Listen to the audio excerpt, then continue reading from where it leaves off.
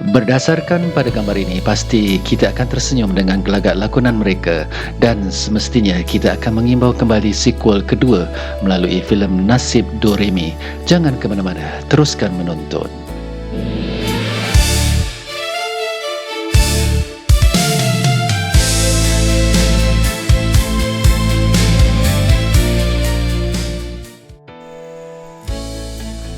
Bertemu kembali.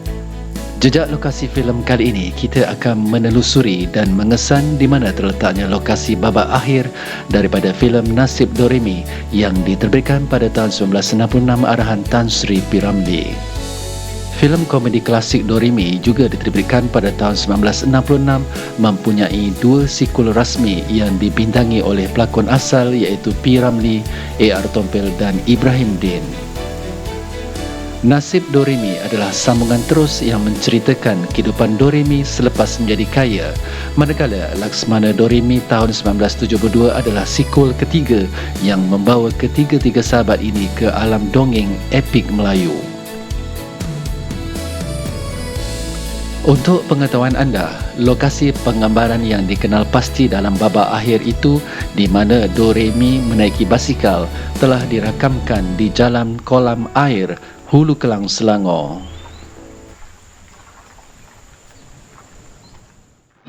Babak akhir tersebut menunjukkan Doremi menaiki basikal di laluan tepi hutan sambil menyanyikan lagu Doremi. Sahabat sepakat bertambah erat, otak yang geliga tidak lagi tersumbat. Redo sila sol fa mi redo, Doremi lani jadi pendekar tak habis dengan bertengkar. Apa yang dibawa tolonglah sikit sabar, pula kami nilai gambar. Untuk mengenal pasti lokasinya, ada beberapa petunjuk yang dapat membantu pencarian. Antaranya,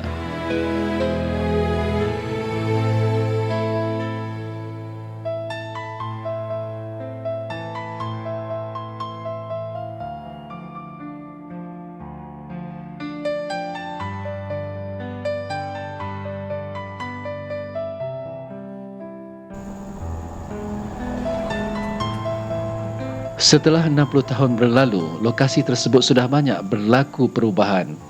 Dahulunya, di kiri kanan jalan dipenuhi tumbuhan hutan tanpa ada pembangunan. Kini, keadaan sudah berubah di mana pemandangannya sudah terlindung dengan tembok dinding batu. Sekiranya dinding tembok batu ini tidak wujud, sudah pasti pemandangannya lebih menarik lagi.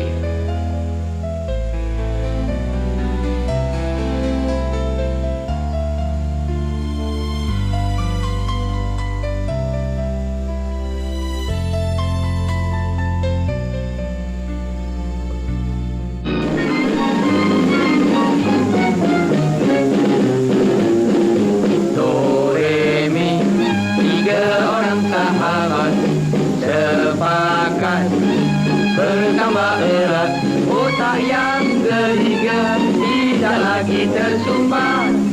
Redo sila sol fa mi redo, Doremi lani jadi pendekar tak habis dengan bertengkar.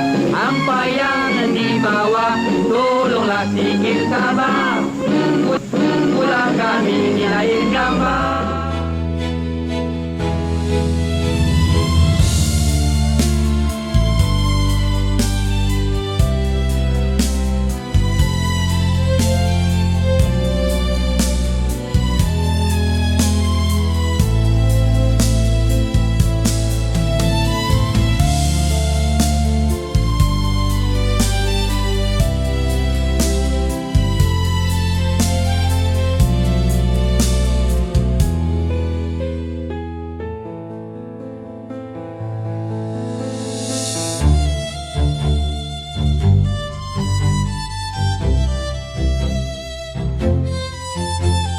Okey, sampai di sini saja. Terima kasih kerana sudi menonton dan jangan lupa hiasi peribadi anda dengan kebaikan. Jumpa lagi di lain episod. Assalamualaikum.